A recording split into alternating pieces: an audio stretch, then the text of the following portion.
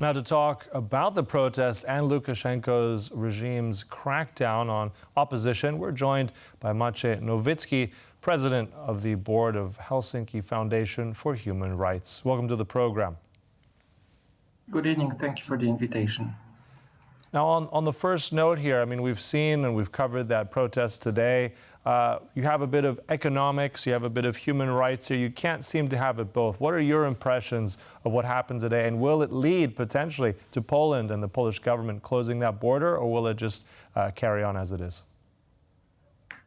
It's very hard actually to say yet, though we are in touch with human rights defenders on the Belarusian side. And we also know how difficult and harsh situation, of course, is there. So it is, as I said, too early probably to assess the long-term impact or even short-term impact of this very protest. But we just are afraid that the regime, the Lukashenko regime, is super harsh and super brutal, and we are completely aware of the fact how well controlled is the zone near the border by the secret services of the regime. So we are not super optimistic as for the forecasts. Mm-hmm. Now, we also, well, you mentioned the situation of the humanitarian situation, but I'd like to ask you about something else. Do you think that this protest organized by Belarusians is in accordance with the already undertaken European measures? Because the EU announced more sanctions on Russia and Belarus lately, or are the protesters acting against it, which would be problematic both for Poland, for the EU, and also probably for China? Well, it is actually quite, I would just repeat, quite difficult to assess and to even find out how this protest is related towards European policies. We, of course, all know that they are complex, but also this standing of the protesters and the whole context is super, as I said, complex. So it's quite difficult to say how it will all play out in the bigger picture, I would say. Very briefly. I want to also touch on what Maciej just brought up here as well. I mean, the factor of China as well. We're observing today in Kazakhstan, we have that meeting of the SCO. We know that Belarus is potentially now going to join that organization. Lukashenko is there. I mean, China wants to push more into Europe. China wants that trade, that freight to continue. Can we expect, just out of your insight, any sort of pressure from Xi Jinping on Lukashenko that he might actually change his policies somewhat? Is that something that could come out of this? Possibly too. This is also a possible outcome. But of course, like all the official communication about everything that happens is we have to be very skeptical towards whatever is officially said and what is really at stake. So hard to say, but it is possible that that it might lead to the outcomes that you're describing. Meaning, of course, China is a very important factor, and Lukashenko always tried and has to really take it into account. So it is also possible. Mm-hmm. Now, do we know anything about the humanitarian situation on the Belarusian side of the border? Because it was only 2 days ago that Alexander Lukashenko stated that he will not stop migrants from coming to Belarus and will not stop migrants from storming the border with the EU because, according to him, apparently, they have been invited here by Western politicians. That's what Lukashenko says. So do you think that the situation, despite us being hopeful here for the positive outcome somewhere in Astana, can only deteriorate after hearing what Lukashenko had to say? We've actually were afraid of deterioration for some time already.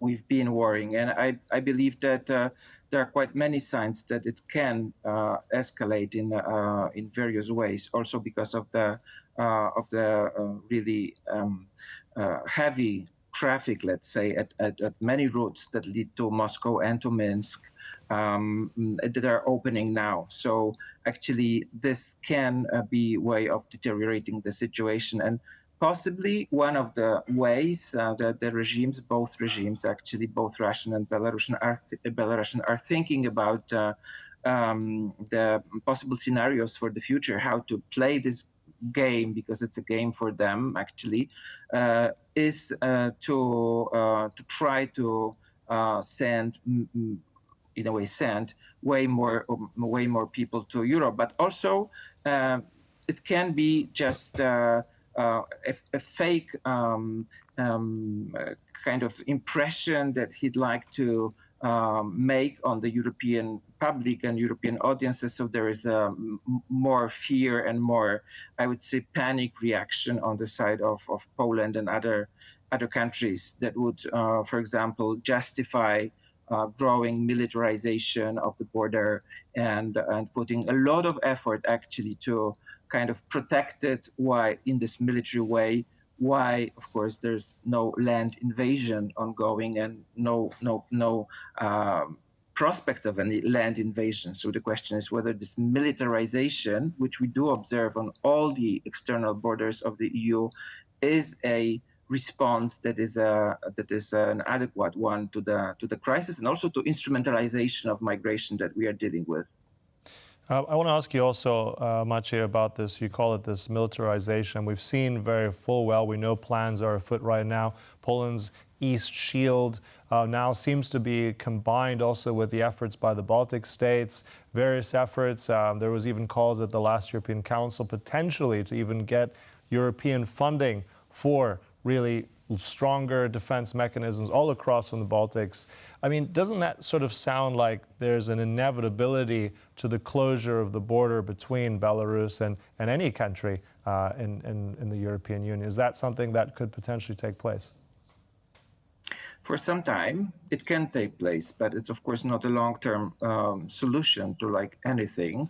And of course, the closing the border, meaning closing the open or open at the moment ways to cross the border, is something that happened in the past, first of all, and then it cannot really block the irregular migration that is orchestrated by Lukashenko regime. So in these terms, complete closure, meaning complete control over the border, is quite illusory, I would say, though, of course, it can be attempted at. The question is whether this is in line with humanitarian and human rights regime, and also whether this is really a sensible from the security and allocating resources decision. It can be questioned. I'm not a specialist on security, but as I have said, what is the worst scenario, even of the worst escalation of the situation? It's not that we are defending this border against any kind of land invasion. So really trying to make it completely impregnable and defending it by military seems a little bit misplaced. Mm-hmm. Lastly, Alexander Lukashenko announced amnesty for seriously ill political prisoners. That happened 2 days ago. But do we have any confirmation that it actually happened, and how many people left prison? No, we don't know of for sure anything in this regard. It may happen, but we don't know for sure. We have no confirmations. I mean, we are the foundation, so of course we have to be skeptical.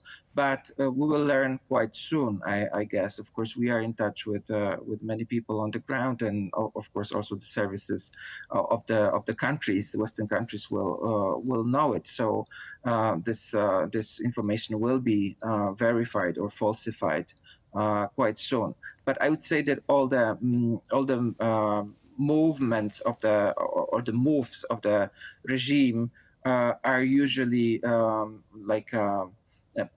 part of a larger scheme that is very, very often, of course, just a fake scheme to make fake impressions. But we have to remember that for many, many years, Lukashenko did try to balance and did try to maneuver between West and East, and we cannot exclude that he has got some ideas of this kind now, and that might be some kind of signs of also maybe not goodwill towards the West, but some kind of lessening the very severe crackdown on civil society. But we have to remember that this crackdown is absolutely huge, and the situation and the regime is very, very brutal, very oppressive, sometimes to the extent that is not even known in Russia.